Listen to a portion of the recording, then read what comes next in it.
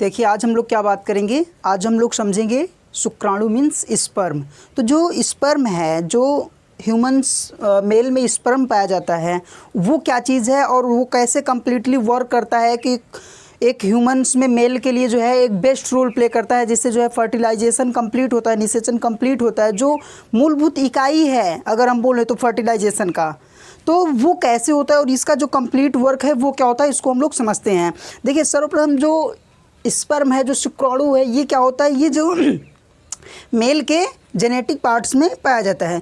तो जो ये स्पर्म होता है, जो इसकी अगर हम लंबाई की बात करें तो वो 60 माइक्रोमीटर लंबा होता है। कितना होता है, वो हो जाएगा 60 माइक्रोमीटर लंबा। ठीक है, तो जो ये स्पर्म है ये कितने माइक्रोमीटर लंबा होता है, 60 माइक्रोमीटर लंबा होता है। अगर हम इसकी बात करें तो जो स्पर्म है इसमें मुख्यतः, अगर हम लोग बात करें मुख्यतः 3 ही पार्ट होते हैं, लेकिन जो है इसमें 4th पार्ट को अब कंसिडर किया जाने लगा है। तो अगर हम लोग बात करें इसके जो पार्ट्स हैं, तो जैसे ये हम लोगों का जो है स्पर्म का स्ट्रक्चर है, तो इस स्ट्रक्चर में देखिए जो इसका फर्स्ट पार्ट होगा, इसको हम बेसिकली 3 भागों में विभाजित किया गया है, लेकिन अब हम इसको 4 भागों में भी कह सकते हैं, या इसके 4 पार्ट्स होते हैं वो बता सकते हैं। तो जो हमारा पहला पार्ट होगा वो क्या हो जाएगा, हेड, सिर। ठीक है, तो जो ये है ये हम लोगों क्या पार्ट है, ये यहाँ से यहाँ तक क्या है, ये पहला पार्ट है जिसे हम लोग सिर या हेड बोलते हैं। ठीक है, उसके बाद क्या होता है, ग्रीवा मतलब नेक, जो गला होती है। देखिए जो पार्ट्स होते हैं उसमें अब यहाँ पे हम लोग गले को भी कंसिडर कर रहे हैं। तो पहला क्या हो जाएगा, सिर हो जाएगा, दूसरा क्या हो जाएगा, ग्रीवा, और जो तीसरा है वो मध्य भाग मतलब मिडिल पीस भी आता है इसी में। ठीक है, तो ये क्या हो गए, 3 हो गए। और अगर हम लास्ट की बात करें तो वो क्या हो जाएगा हम लोगों का, वो हो जाएगा टेल, पूंछ। ठीक है, तो ये कितने 4 पार्ट्स हो गए स्पर्म्स के। तो कौन सा है पहला है सिर, दूसरा है ग्रीवा मीन्स नेक, और मिडल पार्ट मध्य भाग, और पूंछ। तो ये 4 पार्ट है। अब इन चारों पार्टों के अलग अलग कार्य हैं उसको भी समझेंगे, तभी जाके हम लोगों को जो स्पर्म है वो कंप्लीटली समझ में आएगा कि इसका कार्य कैसे होता है और इसका कैसे जो है फंक्शंस कंप्लीट होता है। तो आइए देखते हैं। जैसे अगर हम बात करें जो हमारा सर्वप्रथम है पहले हेड, इसका क्या है, तो इसमें माइटोकॉन्ड्रिया कहाँ होती है और माइटोकॉन्ड्रिया का रोल क्या होता है, जो एक्रोसोम होता है उसका रोल क्या होता है, यहाँ पे सारी चीज़ों को हम लोग समझेंगे। सो प्लीज़ आप कंप्लीटली वॉच करो तो आपको ज़रूर समझ में आएगा। अगर हम बात करें यहाँ पे जो हेड है, तो हेड की अगर हम बात करें तो इस भाग में मुख्यतः केंद्रक तथा गुणसूत्र उपस्थित होते हैं। इस पार्ट में क्या हो जाएगा, इस पार्ट में केंद्रक उपस्थित होगा। ठीक है, ये जो है हम लोगों का जो सिर है इसमें क्या हो जाएगा, इसमें ये केंद्रक उपस्थित होगा। उसी के साथ साथ क्या होगा, गुणसूत्र मतलब क्रोमोजोम यहाँ पे क्या होते हैं, उपस्थित होते हैं, जिसकी वजह से उनमें डिवीजन होता है, डिफरेंस होते हैं कि वो मेल हो गए फीमेल। तो देखिए जो ये मेल है इसमें 2 टाइप्स के ही क्रोमोजोम होते हैं। तो ये चीज़ें क्या है, ये हेड की बात है। ठीक है, तो इसमें क्या होते हैं, इस भाग में मुख्यतः केंद्रक तथा गुणसूत्र उपस्थित होते हैं। ठीक है, इसमें क्या होंगे, केंद्रक तथा गुणसूत्र उपस्थित होंगे। सिर का प्रारंभिक भाग एक्रोसोम। ठीक है, ये क्या होता है, जो सिर है हमारा, जो ये हेड है, यहाँ से यहाँ तक की अगर हम बात करें, जो ये हेड है इसके प्रारंभिक भाग में मतलब फर्स्ट क्या पाया जाएगा, जो पहला ऊपरी स्तर है वो क्या पाया जाएगा, वहाँ पे एक्रोसोम, वहाँ पे क्या पाया जाएगा, ये एक्रोसोम है।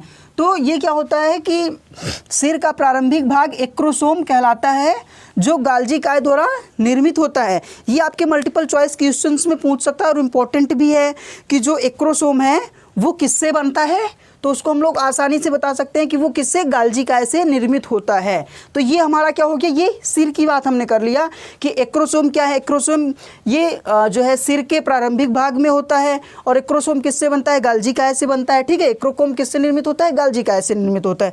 और जो सिर है इसमें क्या, इसमें गुणसूत्र उपस्थित होते हैं, और स्पर्म का केंद्रक मतलब यहाँ पे केंद्रक भी इसमें उपस्थित होता है। अगर अब हम बात करें नेक की, तो नेक का कोई मतलब मेनली रोल नहीं है। ये क्या होता है, ये जो है एक तरह से मोशन में भी वर्क कर सकता है और मूवमेंट में भी करता है, जिससे ये अपने थोड़े से साइज को चेंज करते हैं। और नेक में एक ये वर्क होता है कि यहाँ से इसकी ट्यूब जो है एक तंतुनुमी संरचना अटैच होती है, कहाँ तक, हमारे टेल के करीब तक। ठीक है, तो यहाँ पे ये नेक का हो जाएगा। और अगर हम इसके बाद में बात करें मध्य भाग मतलब मिडिल पीस की, तो जो हमारा मिडिल पीस है वो क्या होता है, मिडिल पीस क्या करेगा, इस भाग में शुक्राणु के अंत तक मीन्स स्पर्म के अंत तक क्या होती है, अक्षीय तंतु।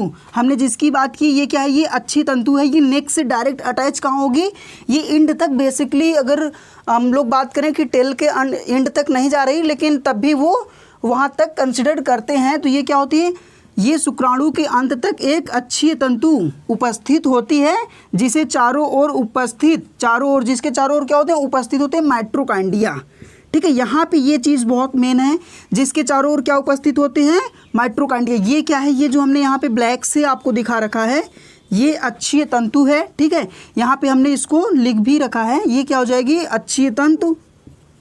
ये अक्षीय तंतु है, जिसके चारों ओर क्या लगे होते हैं, माइट्रोकांडिया। इसके चारों ओर माइट्रोकांडिया लगे होंगे। ये हमारे जो हमने यहाँ पे रेड से दिखा रखा है, इसमें हमने इसको माइट्रोकांडिया लिख भी रखा है। ठीक है, ये क्या हो जाएगा, ये है माइट्रोकांडिया। ठीक है, ये माइट्रोकांडिया हो जाएगा। ये क्या है, माइट्रोकांडिया। अब इसको भी हम लोग समझते हैं कि माइट्रोकांडिया का कंप्लीट वर्क क्या होता है। ठीक है, देखिए इस भाग में शुक्राणु के अंत तक एक अच्छी तंतु उपस्थित होती है, जिसके चारों ओर, और देखिए ये अच्छी तंतु जो है, इसी के सहायता से वो जो माइट्रोकांडिया है वो अटैच होते हैं, जिसके चारों ओर उपस्थित माइट्रोकांडिया क्या करते हैं, शुक्राणुओं को, स्पर्म्स को गति करने के लिए ऊर्जा प्रदान करते हैं। क्योंकि देखिए एक चीज़ हम लोग पिछले क्लासेस में ये भी समझ रखा है कि माइट्रोकांडिया को सेल का ऊर्जागृह भी कहा जाता है। तो जिस भी सेल को जिस फंक्शंस के थ्रू उसको ग्रो कराना होता है, उसको ऊर्जा देनी होती है, तो वहाँ पे बेसिकली रोल किसका होता है, माइट्रोकांडिया का। तो यहाँ पे भी वही चीज़ एक बार पुनः देखने को मिलती है, जिसमें हम लोग ये समझ रहे हैं कि जो माइट्रोकांडिया है वो किसके रूप में काम कर रही है, ऊर्जा देने के लिए। जैसे हमारे सेल्स में स्टोर्स है ऊर्जा, तो वो माइट्रोकांडिया क्या करती है, उसको एनर्जी देती है। तो यहाँ पे भी वही कार्य है कि अगर जैसे स्पर्म्स को जो है गति करना है, मोशन करना है, ग्रो करना है, तो उन सब के लिए ऊर्जा तो लगेगी। और वहाँ पे हम लोग अगर बात करें तो डायरेक्टली तो फूड और एनर्जीज जो है ट्रांसफ़र नहीं की जा सकती, तो वो स्टोर होती हैं स्पर्म्स में। जो ये स्पर्म्स का स्ट्रक्चर है, देखिए एक चीज़ बता दें आपको, जो है स्पर्म का स्ट्रक्चर है, इसमें जो ये माइट्रोकांडिया है, ये क्या करेंगे, ये ऊर्जा देंगे। किसको देंगे, इस पूरे स्पर्म में जो वर्क हो रहे हैं उन सबको कंप्लीट करने के लिए ऊर्जा देंगी। ठीक है, तो यहाँ पे हमने क्या बात किया, इस भाग में शुक्राणु के अंत तक एक अक्षीय तंतु होती है। ये जो ब्लैक से हमने दिखा के रखा है, अक्षीय तंतु होती है, जिसके चारों ओर क्या होते हैं, उपस्थित माइट्रोकांडिया उपस्थित होते हैं। तो ये माइट्रोकांडिया क्या करते हैं, ये स्पर्म को गति करने के लिए ऊर्जा प्रदान करते हैं। क्योंकि जब स्पर्म गति करेगा तो उसको एनर्जी चाहिए, तो ये क्या करेंगे, ये यहाँ पे ढेर सारे माइट्रोकांडिया होंगे जो इसको एनर्जी देंगे। पूरे हेड से लेके टेल तक को एनर्जी प्रोवाइड करेगा हमारा मध्य भाग, जिससे ये अपने एनर्जी को लेके कंप्लीट वर्क कर पाएगा। उसके बाद जो आता है हम लोगों को, अगर हम बात करें तो जो लास्ट है, जिसको हम लोग बताते हैं टेल। ठीक है, तो जो पूंछ है वो क्या करता है, शुक्राणुओं में पूंछ मीन्स टेल गति करने के लिए क्या होता है, सहायता होता है, जिसकी सहायता से क्या करते हैं, शुक्राणु स्पर्म तैरकर, ठीक है, अंडाणु तक पहुंचते हैं। जैसे मान लीजिए कि यहाँ पे हमने आपको एक अंडाणु, ठीक है, जैसे बना के रख दिया, और ये क्या है, ये ठीक है, ये क्या हो जाएगा, ये हम लोगों का ये स्पर्म है। तो इसको मोशन करने के लिए, इसको यहाँ तक पहुँचने के लिए एनर्जी चाहिए। और वो देखिए आपको बता दें, जैसे ये जो टेल है, तो इस टेल से पूछ भी सकते हैं बेसिकली कि टेल से सर गति कैसे करेगा। तो ये कैसे करेगा, जो इसकी टेल है, जब इसको ये ऐसे करेगा, जैसे देखिए हम लोग जो फिशेस में देखते हैं, तो वो अपने बेसिकली जो है टेल पार्ट्स को जो है मोशन करके जो है मूव करके जो है अपना गति करती हैं। उसी प्रकार से इसमें भी, तो ये अपने टेल को जो है ऐसे ऐसे करके आगे बढ़ता है, और यहाँ पे नेक भी उसकी सहायता देती है, क्योंकि नेक जो है इसको कंट्रोल करता है। ठीक है, नेक जो है पूरे इस स्ट्रक्चर्स को कंप्लीट करेगा जब मोशन होगा तो। ठीक है, तो यहाँ पे बेसिकली चारों पार्ट्स जो है मिलके इसको कंप्लीट करते हैं। तो जो ये नेक हो जाएगा, ये मोशन के साथ जब टेल जो है मोशन करेगा, मूवमेंट करके गति करेगा, तो ये उसको सहायता देता है। तो यहाँ पे इसमें भी ये जो पूंछ है, ये क्या काम करेगी, जो टेल है ये शुक्राणुओं को गति करने के लिए सहायता करता है। अब देखिए एक चीज़ यहाँ पे बता दें कि जो एक्रोसोम है, माइट्रोकांडिया है, और जो यहाँ पे और चीज़ें हैं, जैसे मान लीजिए एक्रोसोम क्या करता है, गाल्जी काय द्वारा बना होता है, जो क्या करता है, फर्टिलाइजेशन में सहायता करता है। एक्रोसोम फर्टिलाइजेशन निषेचन में सहायता करने वाले एंजाइम पाए जाते हैं। जो एक्रोसोम है उसमें क्या पाए जाते हैं, एंजाइम पाए जाते हैं। कैसे एंजाइम, जो फर्टिलाइजेशन करने के लिए हेल्पफुल होते हैं। ठीक है, तो आई होप कि आपको जो है ये सारी चीज़ें समझ में आई होंगी। और एक चीज़ ये बता दें, जैसे आप इसमें 4 पार्ट्स हैं तो आप इसके चारों पार्ट्स को आराम से जो है ईजिली समझ लीजिए। जैसे पहले इसको स्ट्रक्चर को समझ लीजिए, बिल्कुल ईजी है। स्ट्रक्चर में 4 पार्ट बेसिकली कंसीडर किए जाते हैं, मेनली 3 ही हैं, लेकिन यहाँ पे हम लोग ग्रीवा को भी पार्ट्स में ही अब लेते हैं। जैसे पहला सिर हो जाएगा, दूसरा ग्रीवा, मध्य मतलब नेक भाग, और मध्य भाग मिडिल पार्ट और पूंछ। तो जो इसका स्ट्रक्चर है, इसमें जो हेड है उसमें पहले ही क्या पाया जाए, एक्रोसोम पाया जाएगा। उसके बाद यहाँ पे ये जो है इसका मेन पार्ट, जिसमें क्या पाए जाएंगे, केंद्रक पाया जाएगा और क्रोमोसोम पाए जाएंगे। ठीक है, तो याद करना बिल्कुल आसान है। सबसे पहले हेड को बना लीजिए, उसके बाद आप मध्य नेक को बना लीजिए, उसके बाद आप मध्य भाग को बना लीजिए, फिर टेल को बना लीजिए। इसी तरीके से करके आप इसको कंप्लीटली बना सकते हैं। उसके बाद अगर हम बात करें तो जो यहाँ पे अच्छी तंतु होती है, उसी से क्या अटैच होते हैं, माइटोकॉन्ड्रिया, जो क्या देते हैं, एनर्जी देते हैं किसको, पूरे इस स्पर्म को। तो इस प्रकार से ये पूरी इसका सिस्टम कंप्लीट होता है। तो जैसे हमने इसमें समझा भी है कि जैसे सिर का इस भाग में मुख्यतः केंद्रक तथा गुणसूत्र उपस्थित होते हैं।